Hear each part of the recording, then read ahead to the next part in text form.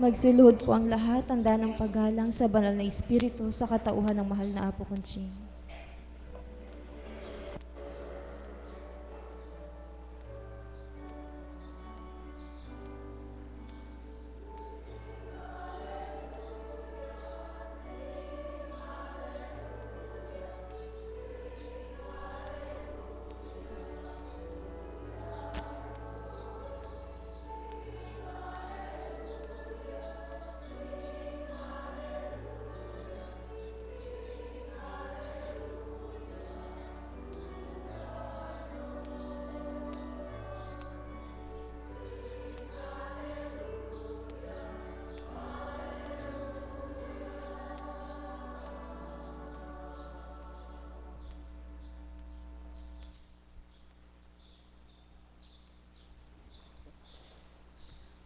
Sumainyo ang kapayapaan. Kay buti ng Ama, kay dakila niya. Ano nga ba ang plano niyang hindi nakabuti kanino man? Ano nga ba ang gagawin niyang hindi makabubuti sa lahat ng mga anak niya? Wala. Lahat ng plano niya, lahat ng gagawin niya, lahat ng inaasam niya ay pawang ikabubuti at makabubuti. Ngunit hindi ito tinatamasa ng lahat ng tao at hindi nakabubuti sa lahat ng tao sapagkat taliwas sa kaloob at kagustuhan niya ang nasa ng iba. Ang may pandinig ay nakarinig.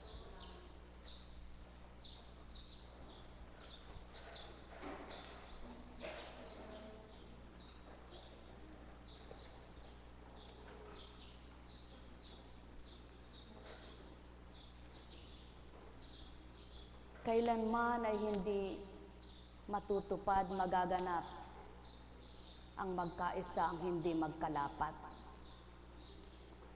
Kailangan munang magkaisa ang lahat para maglapat ang damdamin nila. Para matupad ang kalooban ng Ama para sa kalooban ng mga anak niya. Para matupad ang kagustuhan niya kung gugustuhin ng mga anak niya. Sapagkat ang lahat naman ng mabuti, magagawa ng taong nagpapakabuti kung bukal sa kalooban niya. Kayong mga naririto, adika nyo'y magsigaling kayo. Ano ang unang dapat na makanta ninyo?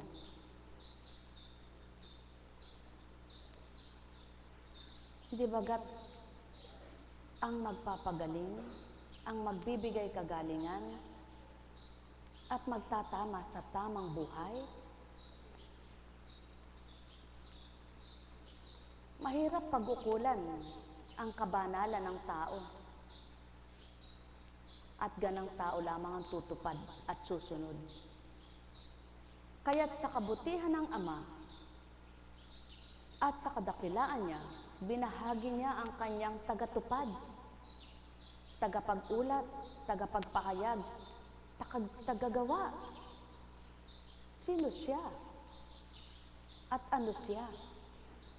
Ang Espiritu niya, ang Espiritu na katotohanan ng taglay, sa pamamagitan ng kanyang anak. Subhalit iulat mo man ang iulat, mag-ulat ka man ang mag-ulat, maghayag ka man ang maghayag, kung sarado ang diwa ng tao. Mahirapan pa rin ito. Gusto ng tao gumaling, gusto ng tao masiyahan, gusto ng tao masayang buhay, gusto ng tao maaliw ang kanyang kalooban. Hindi naman ginugusto yung magdudulot noon. Di bagat kay hirap ng tinatamasa ng mga anak ng Ama na malayo sa Kanya? At malaking kaibahan ng mga anak niyang nakakakilala at nakakadama sa Kanya? Sa kabila ng mga pinagdaraanan, nakakausad, nakakatanggap sila ng galak? Sinong may kasalanan? Ang Ama ba? Walang sala ang Ama, sapagkat lahat ng gusto niya ay ibigay sa mga anak niya ay mabuti. Kaya inyong pakinggan ang mula sa Espiritu ng katotohanan mula kay Juan. Ngunit ang patnubay ang espiritu ng katotohanan ng paparito mula sa Ama. Susuguin ko siya sa inyo, buhat sa Ama. At siya ang magpapatotoo tungkol sa akin at magpapatotoo rin kayo tungkol sa akin. Sapagkat sa pasimula pa'y kasama ko na kayo. Sinasabi ko ito sa inyo upang huwag kayong mawala ng pananalig sa akin. Palalayasin nila kayo sa mga sinagoga. Darating ang panahon na ang sino mang pumatay sa inyo ay mag-aakalang naglilingkod siya sa Diyos. Yan ang pawang katotohanan.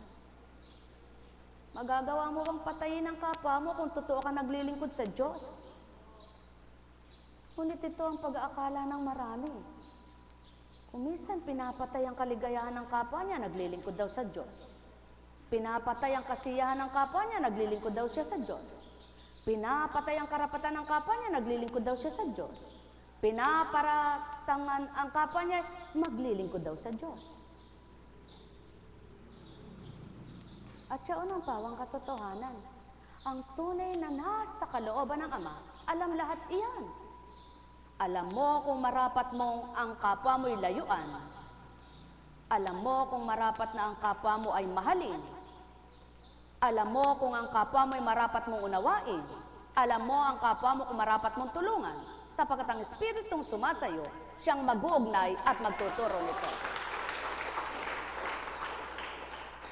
Ngunit paano nasasabi ng tao, kilala ko ang Diyos, naglilingkod ako sa Diyos.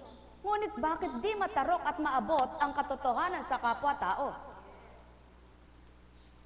Sapagkat tao ang pangsuri, tao ang pandama, tao ang tumititig, mata ginagamit. Hindi gayon. Sapagkat alam ng Ama ang marapat tupdin at gagawin.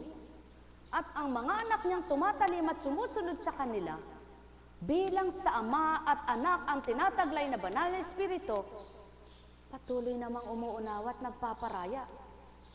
Ngunit ilan ang sa pagpaparaya ay nakikita nila yaon. Kuminsan ang pananaw pa ng tao, kaya ganon, napahiya siya sa sarili niya. Walang napapahiyang nasa katotohanan. Hindi napapahiya ang taong nasa katotohanan sa kanyang sarili, kundi patuloy na matapang na lumalaban ito sapagkat ang nagpapatapang ay Ama. Ngunit sa palagay ng totoo, na hindi naman totoo sa pananaw ng Ama at ginagawa niya hindi dapat, ang pananaw pa ang nagpapakatotoo yung hindi totoo. Sino ba ang totoo na sa mundo? Hindi ba't yung nakatatalimat sa kalooban ng Ama? Ngunit kapag pinanaig na ang damdamin ng tao at kalooban ng tao, mawawala na ang kabanalan sa puso nito.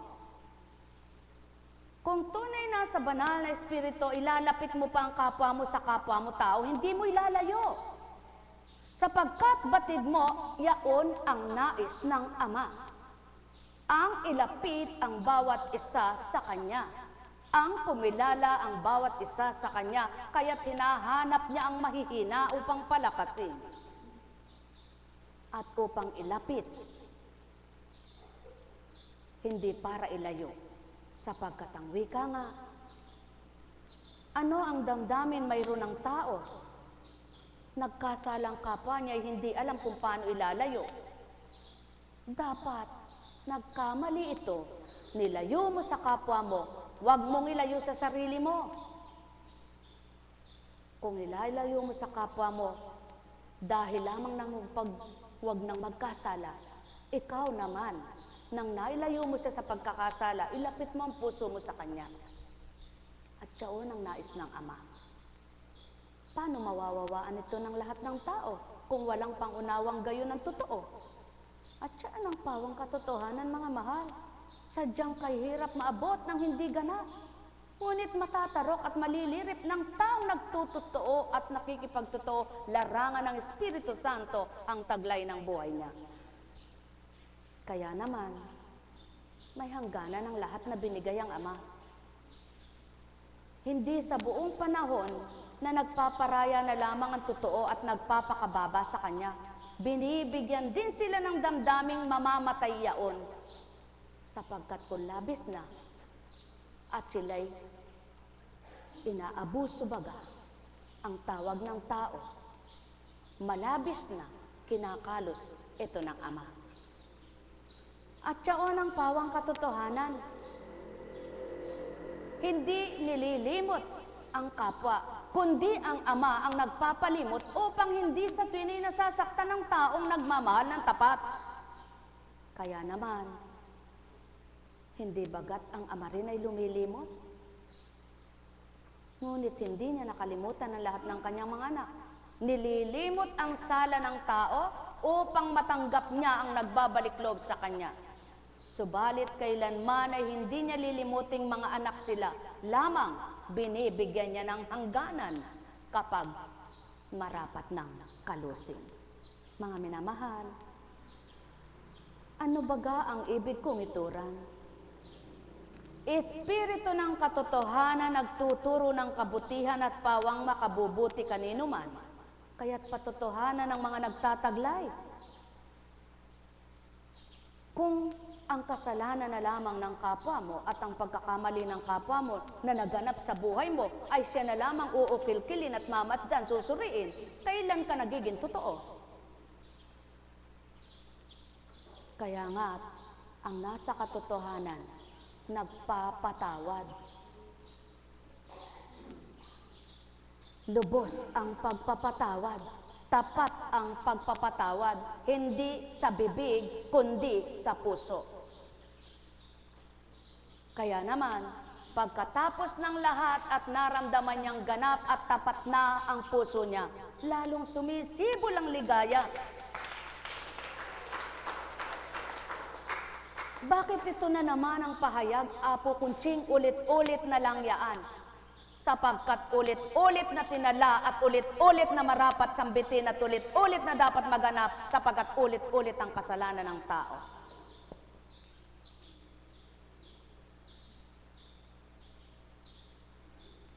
Ang mga ginagamit, pumubuhay ng damdaming namamatay para sa kapwa nila. At ang gumagamit ay buhay na nagpapatotoo para ikay maging lingkod na tapat ng Ama. Kaya naman, ang nagsusumakit at nagsusumikap makatamasa, nararamdaman nila tapat ang Ama. Nakikita nila totoo ang Ama. Inaaliw sila, pinasisigla sila, pinatatapang sila, binibigyan ng malawak na pangunawa, sinisidla ng malawak na kaunawaan at binabahaginan ng karunungan kung paano ang pakikitungo sa kapwa. Kaya naman walang tinatangi, pantay lamang, maging sinong kaharap, talikuran man, pantay pa rin. Gayon ang Ama, harap, tagilid, likod, siya pa rin ay siya. Ako ay ako nga, noon pa man sa lupa, yaon ang winika. At yaon ang pawang katotohanan, mga minamahal. Paano magkakatugma, magkakapanama?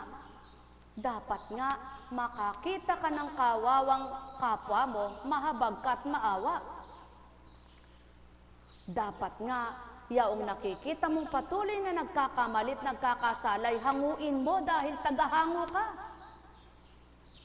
Dapat nga ang kapwa mong nagkakamali, patuloy mo itama dahil natutuwid ka na. Yaon ang patutong nasa matwid ka na. Subalit kung sariling damdamin ang mag-ahari at mangunguna, huwag nang magtaka kung nasasakitan ng kalooban. Sapagkat gayon ang ginagawa mo sa kapwa mo, magpapasakit ka ng loob. Gayon din ang mangyayari sa kalooban mo, hirap at sakit ng kalooban. Subalit yung mga nagpapakatotoo, walang nararamdamang hirap. Pawang kagalakan at pakikipagrelasyon na tapat sa Ama. Sapagkat ni sa hinagap ng isip nila, wala silang inisip na bulok sa kapwa nila. At wala silang inisip na masama, sapagkat ang malinis na pag-iisip ay dinaratal ng Espiritong taglay nila. Kaya naman, magising, matulog, mahiga, bumangon, isa lang ang isip. Kung paano tutupad at gaganap sa kalooban ng Ama. At yaon ang totoo. Yaon ang mga binago at totoong sumasambat tapat sa Ama. Yaon ang nakikipagtotoo sa Espiritu niya. Kaya't ang may pandinig ay nakarinig. Mahal na mahal po kayo. Tuwiran kong tinuturan. Kung ginagamit ka ng Ama at isa kang marupok, ano ba bahagi mo sa kapwa mo? Sasabihin mo ba sa binubulungan mo? Sasabihin mo ba sa inaaralan mo? Sasabihin mo ba sa kausap mo? Maging marupok kang tulad ko. Maging marupok kang tulad ko. Hindi ka karapat-dapat. Kundi ang sasabihin mo, mahirap anak ang magpatawad. Subalit kapag ginawa mo yan, ikaw magagala. Mahirap anak ang maituwid. Lalo na't baluktot na baluktot ka sa paglakad. Subalit kapag naituwid ka, ikaw masisiyahang ganap. Mahirap anak ang kumakalaban. Subalit tugutan mong paglaban. Ikaw rin ang magagalak, masisiyahan at magaganap sa iyo ang Ama, ang manguna. Gayon ang marapat, di baga? Sapagkat yaon ang tumpak. Yaon ang layon at nasa ng Ama. Kaya naman, sa